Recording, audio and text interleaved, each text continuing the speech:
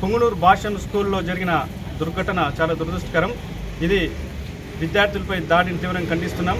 భాషం స్కూల్లో జరిగిన సంఘటనకి భాషం యాజమాన్యం వాళ్ళ కుటుంబానికి నష్టపరిహారంతో పాటు ఆ పిల్లకి ఆరోగ్య ఖర్చులు కూడా ఇవ్వాలని, దాన్ని పూర్తిగా ఎంఈఓ ఆధ్వర్యంలో లిఖితపూర్వకంగా రాసేవాలని చెప్పి మేము ఈరోజు విద్యార్థి సంఘాలుగా డిమాండ్ చేస్తున్నాం.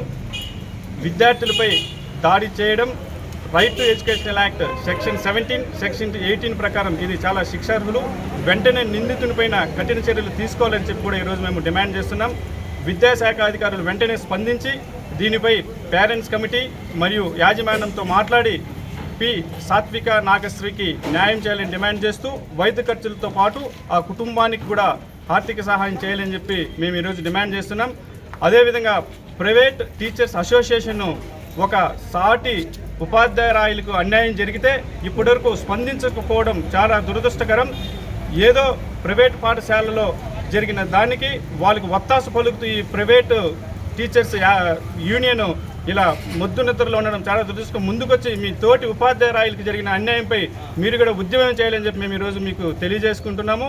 మీ ఉద్యమానికి మేము కూడా విద్యార్థి సంఘాలుగా మేము సహాయ సహకారాలు అందిస్తాం. మీతో పాటు కలిసి ఆ విద్యార్థిని సాత్విక నాగశ్రీకి న్యాయం జరిగే వరకు మీతో పాటు కలిసి ఉద్యమం చేయడానికి సిద్ధంగా ఉన్నామని చెప్పి తెలియజేస్తున్నాం. పాఠశాలపై చర్యలు తీసుకోవాలని చెప్పి ఈరోజు స్థానిక ఎంఈఓ గారికి మేము వినతిపత్రం ఇవ్వడం జరిగింది. ఇది కానీ పూర్తిగా ఇంప్లిమెంటేషన్ కాకపోతే రాష్ట్ర వ్యాప్తంగా ఈ అమ్మాయికి న్యాయం జరిగే వరకు ఉద్యమం చేస్తామని, అన్ని విద్యార్థి సంఘాలను కలుపుకొని ఈ సాత్వికకు న్యాయం జరిగే వరకు పూర్తి స్థాయిలో ఉద్యమం చేస్తామని తెలియజేస్తున్నాం.